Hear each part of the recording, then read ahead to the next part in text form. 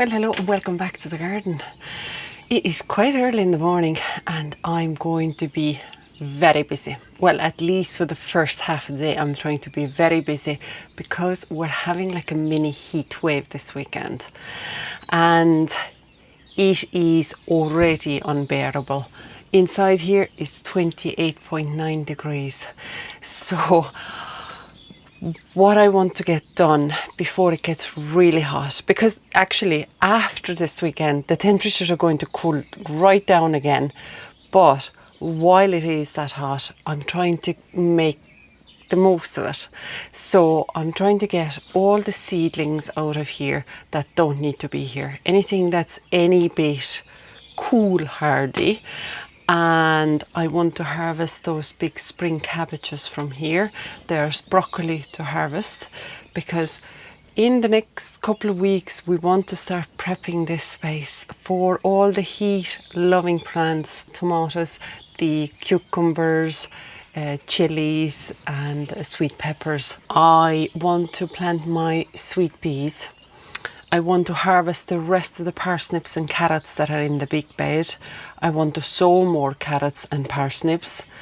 Plant out probably lettuces, some more of the Brassica crops. I want to harvest leeks. I still have a planter here right outside at the greenhouse that has leeks in it. Just overall get as many plants out of here that do not need to be here anymore now, if the weather is any bit warmer. And potatoes, I want to have all my potatoes planted today. I'm not sure if I'll get to Oca yet, but I just genuinely want to have all the second hurleys and then the main crop planted as well, because it is end of April. I do not want to carry that job over to May, and mainly, even though you could plant May potatoes in May, we're very susceptible for blight, late blight in here, so I want to make sure that the plants get to bulk up as much as possible before the main season of blight arrives and kills the tops off them, which means then they can't grow anymore. So just let's get into this. Oh, it's been a long day. Yes, it has. Nice, little bit more, okay? Little bit more. You have great patience, boy. Great patience. I can't get over how long I've been actually in the garden. The weather has been unreal. I've had now in the greenhouse both doors open throughout the day, and the high point inside here was 40 degrees.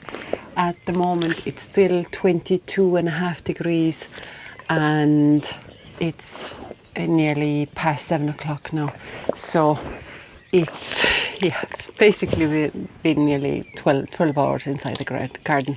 But I'll show you what I've done. And inside here, I really need to talk to them. Okay, go and find your squeaky ball. Where is it? Go and find it. Okay, go and find it. It's probably in the orchard. Go and have a look. Yeah, go. I want to harvest these two big spring cabbages because I have no business having them inside here no more. When the temperatures are that high, no Brassica likes that heat, so they're going to, they're ready anyway. These guys, they're so big. Look, absolutely amazing heads. So I have two of them. I'll be in a cabbage jungle. How amazing are these? Absolutely fantastic. So I had sown the seeds, I just checked the label, on the 3rd of September last year. And obviously they've been then planted into the greenhouse here, and they've been here in the sheltered location. So that's the way to grow them. Outside they look very miserable. So two big cabbages, and obviously as you see behind me, the purple sprouting broccoli, well flowering, so I'll clean that out as well one of these, but not today. We're so out of time. What did you find? This is like just a broken tennis ball. Where is your squeaky ball? Really, you went all the ways, you never found one? But I also have a broccoli in here, and I'll take that. There's a couple of side shoots coming, and there's another one here. So I'll take these. Because in another couple of weeks, I really want to be planting the tomatoes in here, so I've no business holding on to these kind of florets anymore, and they're ready to be eaten. Absolutely beautiful. So the very first thing I did today obviously was clean out the greenhouse. I had so many of these ornamental perennial plants here over the wintering, so I was delighted to get them out of my way. Also the two big pots of potatoes, those really early, first earlies, Red Duke of York and Duke of York. I put those pots outside now as well, and they're going to stay outside for a couple of days at least. And when it starts to get a little bit duller or very breezy, I'll just bring them in, because they're the ones that are going to be the very, very first harvest.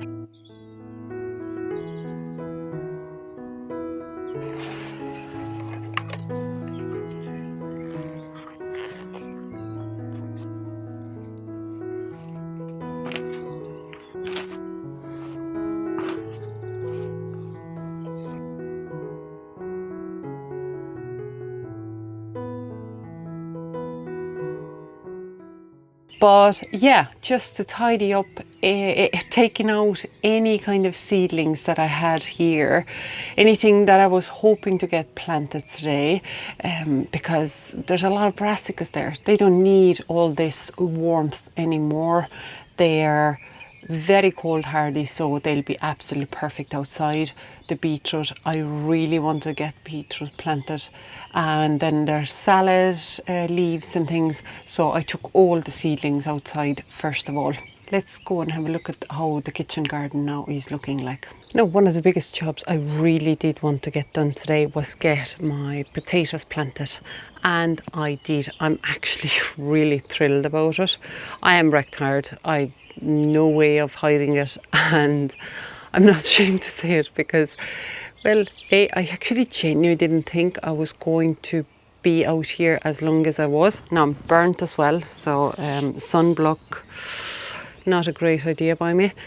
But potatoes all planted, so obviously I had a couple of pots of them planted earlier, a few weeks ago already, but now I have all my second lot of second early Charlottes, and then 3 main crops. So this year I am going with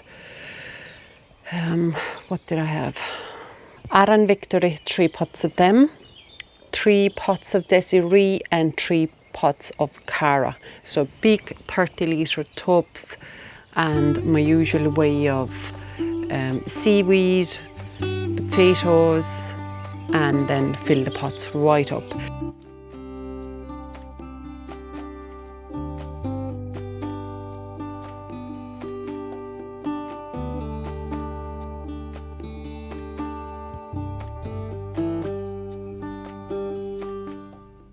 And I actually earthed up the other first earlies as well that I had outside in the pots here, where the shoots were really nice and strong. Again, Red Duke of York and Duke of York, because the last time I just had run out of compost, so now I had compost, so I filled those pots up as well. Covered the leaves in some of them pretty much all the ways as well.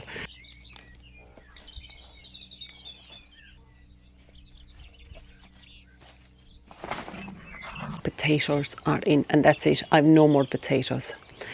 Then if we talk about other tubers, now okay, I don't have them planted yet, but I'd say probably next week now. I just ran out of time, and I rather want to get my mashua out, because the mashua was really struggling already in the pots. The slugs have been at it. It started to look a bit anemic as well, and it really wanted to go out. So I'm testing it in this location. So this big planter here is actually really nice and generous. It's really deep, and obviously it's good size as well. It's about probably 4 foot by 4 foot, 1.2 meters by 1.2 meters square. and the crops would grow well in here as long as I've used, let's say, windbreak around the sides of it, because this location here is a proper wind tunnel, so it's between the house and the garage. We'll let the tractor pass. Is he passing? No, he's actually cutting the field down below, so he'll be coming round and round. So why I want to test mashua in this location is because obviously, first of all, I do have this trellis where it can climb up on, and also because mashua doesn't really mind sort of the soil conditions and the environment. It's quite a tough plant, and this location here is a proper wind tunnel, so it's just between the house and the garage, and yeah, it is a good wind tunnel. So if mashua can withstand all this, I'll be chuffed. I'll be really happy about it, because this is also the same plant that I want to put oca into, and oca also should be tough enough on that surface level, because I don't have the soil always to the edge of the planter, so there is a good 6 inches of a drop there. But yeah, I hope that mashua can withstand this kind of a wind, because there's other plants that have done well in the height in the carrot bed behind me before, like the sunflowers and sweet peas have been absolutely fine in that big metal planter before as well. So let's hope mashua likes it, because as I said, I have the trellis there, so it would be as handy to have this climbing on it and covering it up a bit.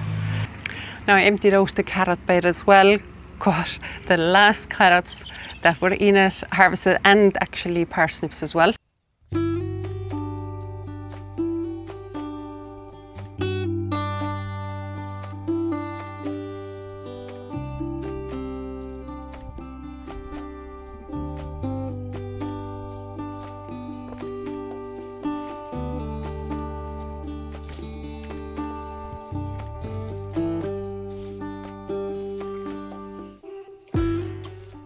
Watered it, levelled it nicely, watered it, and planted new seeds of carrots and parsnips. So this year I'm going a different parsnip. I think it was Countess F1, and then obviously the Autumn King 2 carrot that goes into it. And after sowing the seeds in the trills, I just watered them in. I didn't cover it separately up with the soil or anything. The water hose head itself was enough to sprinkle soil on top of those seeds.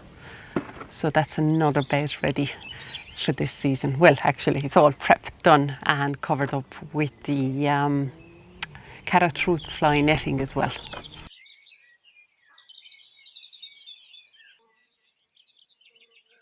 I did have to remove the white horticulture fleece off the pea and bean soil, because the jackdaws were coming and pecking at it and collecting the material for the nest, so they made a right mess of that particular fleece. So I took it all off. I planted some borage into the very middle of that bed, and I actually just netted it with fruit net, so at least that protects it from the cats. And I did the same after planting the beetroot out. Now I'm a little bit worried about the beetroot seedlings, because they were really leggy. They had been sitting in those little cell trays a little bit too long. I already had issues with the dampening off, but they weren't going to grow any bigger inside those cells. And I prepped the bed, got spring onions in the middle here as well, and beetroots in. So I had I had 5 different types of beetroot, and out of all of them, actually, when I'm looking at the seedlings and the leaves of them, the most sort of colourful or really stunning looking leaves is the bull's blood. And then golden eye was another one, really again strong yellow colour then on that one. And then obviously the Baldardi, the 2-tone version of the leaves.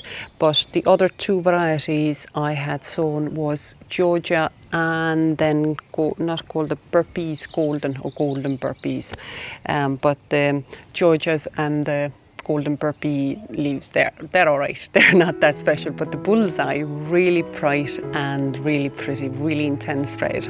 And then yeah, as I said, the golden eye and boldardi, beautiful leaves on those.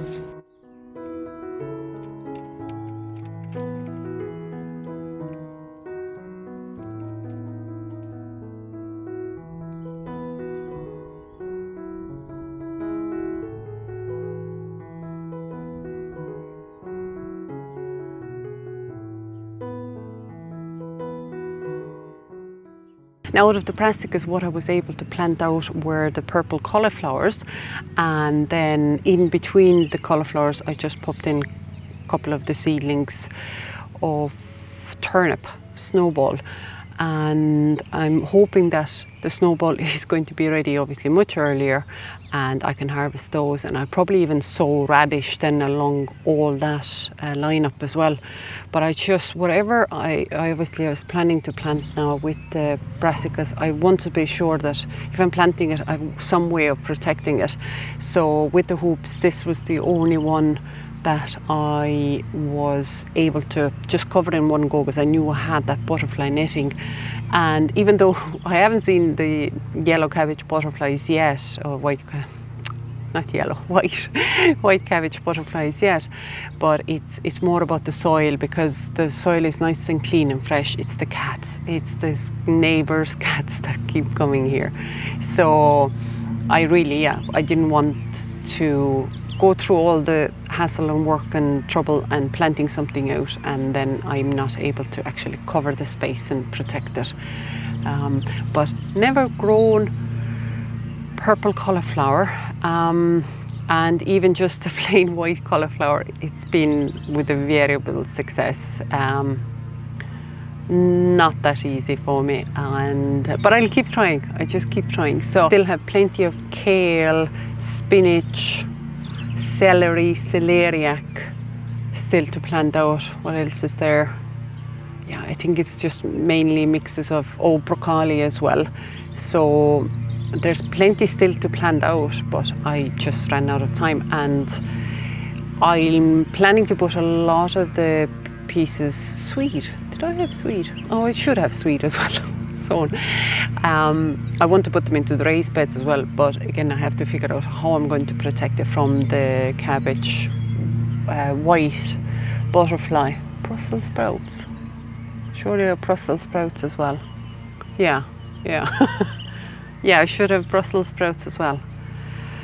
There's a lot of them, but I just remember last summer, because I didn't cover the raised planters where I had the sweet and Brussels sprouts in them, and they just got absolutely eaten alive by the white butterfly caterpillars.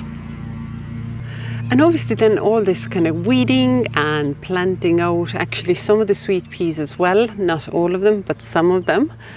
And yeah, just getting this kind of a good spring maintenance in. The weather has been absolutely unreal.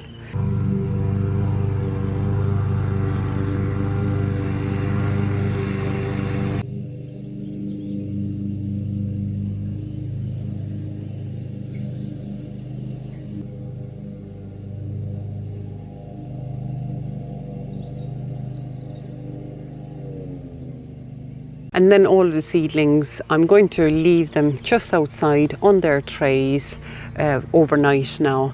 I'm not going to bring them into the greenhouse because tomorrow's weather I think is going to be similar, but it's a work day, so there's no way I'll be able to be here and mind them. But I've given them plenty of water and let them just sit there. So a lot of nice salad pots there. Hopefully slugs won't eat them overnight. Now, if you're wondering what kind of wood-based mulches to use in the garden or where to use what, have a look at that next video that came out last week by me. And that's it from today. Thanks a million for joining me, and until next time.